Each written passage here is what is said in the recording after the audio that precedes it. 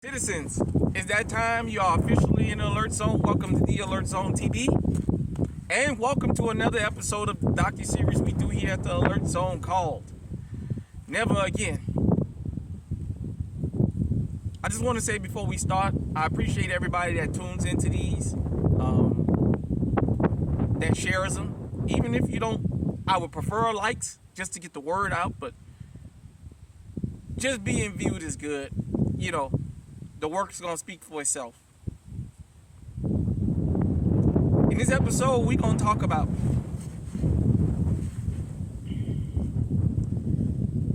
one Mr. Timothy McVeigh and the Oklahoma City massacre. As I told you guys and girls in the last episode, David Koresh and the Branch Davidian compound massacre led to this. So let's just get into it. Okay, this is per Wikipedia.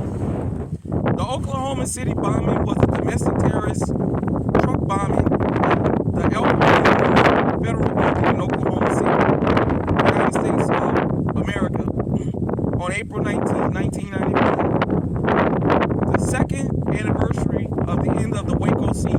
The bombing was the deadliest act of terrorism in U.S. history prior to September 11 attacks in 2001 and remains the deadliest act of domestic terrorism in United States history. I differ. I'll just say this. The Tulsa Race Massacre was worse. 35 American blocks burned. Perpetrated by two anti-government extremists and white supremacists, Timothy McVeigh and Terry Nichols, the bombing occurred at 9:02 a.m. and killed 168 people, injured 680, and destroyed more than a third of the building, which had to be demolished. The blast destroyed or damaged 324 of the buildings within a 16-block radius, shattered glass in 258 buildings, and destroyed 86 cars, causing an estimated $652 million worth of damage. Local, state, federal, and worldwide agencies engaged in extensive rescue efforts in the wake of the bombing. The Federal Emergency Management Agency, FEMA, activated 11 of its urban search and rescue task force, consisting of 665 workers who assisted in rescue and recovery operations. Within 90 minutes of the explosion, McVeigh was stopped by Oklahoma Highway Patrol Charlie Hanger for driving without a license plate and arrested for illegal weapons possession.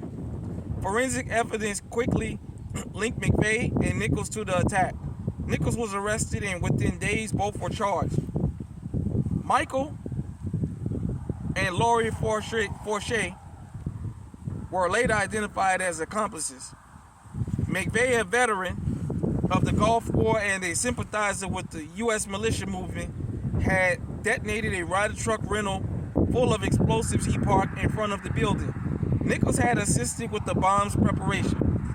Motivated by his dislike for the U.S. federal government and unhappy about its handling of the Ruby Ridge incident in 1992 and the Waco siege in 1993, McVeigh timed his attack to coincide with the second anniversary of the fire that ended the siege at the Branch Davidian compound in Waco, Texas. The FBI investigation, known as Oak Bomb, involved 28,000 interviews, 3,200 kilograms of evidence, and nearly 1 billion pieces of information.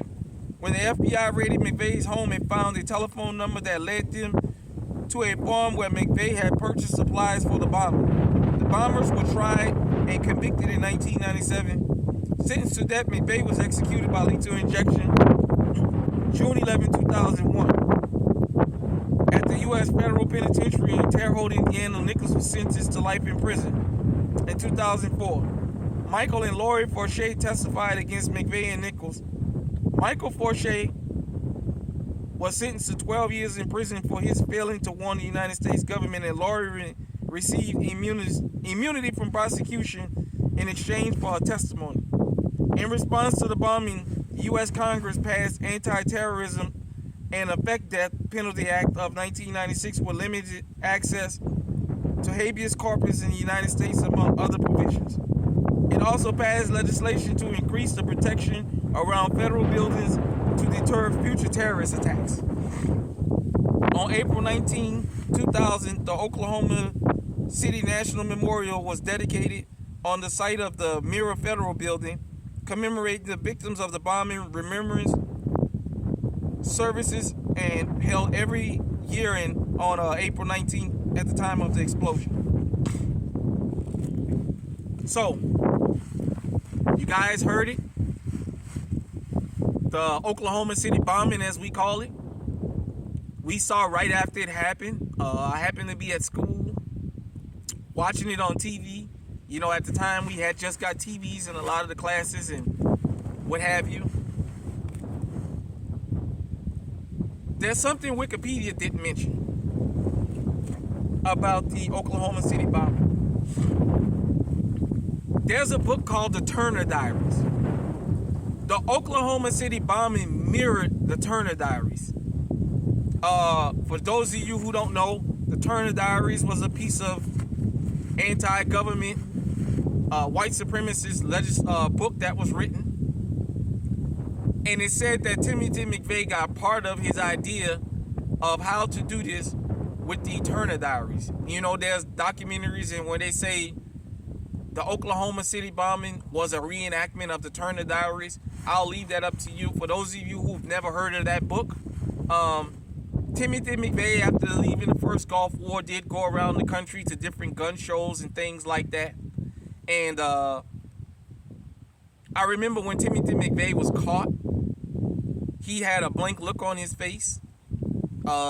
People were calling him murderer and things like that. You know, men were saying, give me 5 minutes alone with him.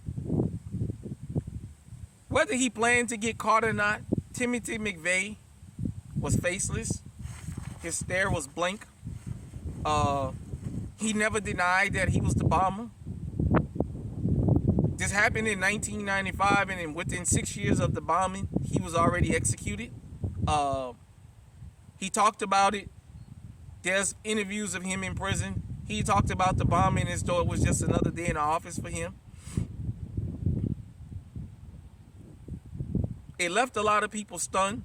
I myself have actually been to the Mirror Building since. I've seen the memorial. It's a somber reminder, man, of how in America, when certain things happen, you always have to be cognizant of who's there and who's watching. There was no excuse for the lives that were lost, the lives that were changed because of this. We always talk about shit hitting the fan and prepping for it. Nobody that day in 1995 ever thought they would come to work. Or those kids that went into the daycare in the Mirror Building thought they would die. Nobody thought a truck bomb would ever come and blow open a building in America. It was an act of domestic terrorism, but as I said earlier, I don't think it was the worst because it was less casualties than the Tulsa massacre and other massacres that's undocumented in this country. So all I can say is this: keep your head on a swivel. Pay attention to your surroundings. None of us can prepare for a bomb. We think we can, but we can't. We don't have bomb shelters here in America like they do in Israel. The Israelis have bomb shelters in their homes and in their neighborhoods. We don't have that here. Nobody ever thought something like that would happen, and yet it happened.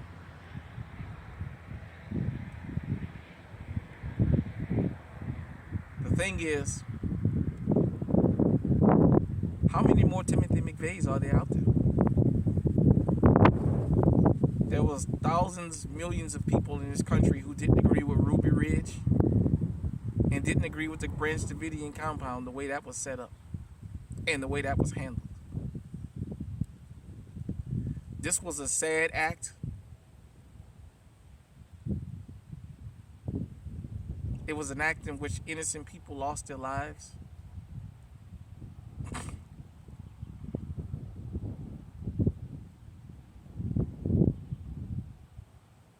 We're going to take a moment of silence for everybody that lost their life.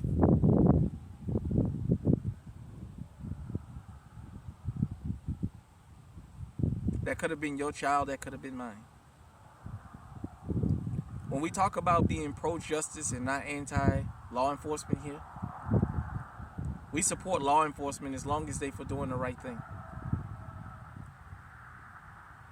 Because you know, when you do the wrong thing, sometimes there's unintended consequences.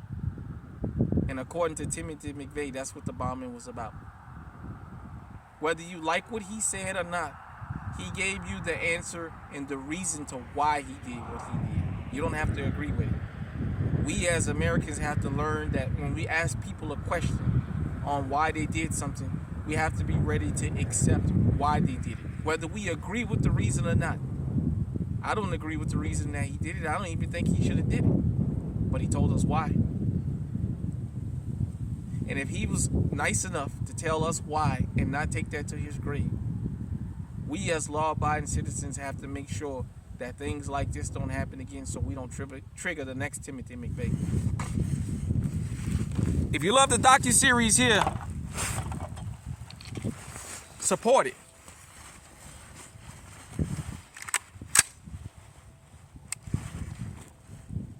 Until next time, everybody out there, stay safe, stay armed,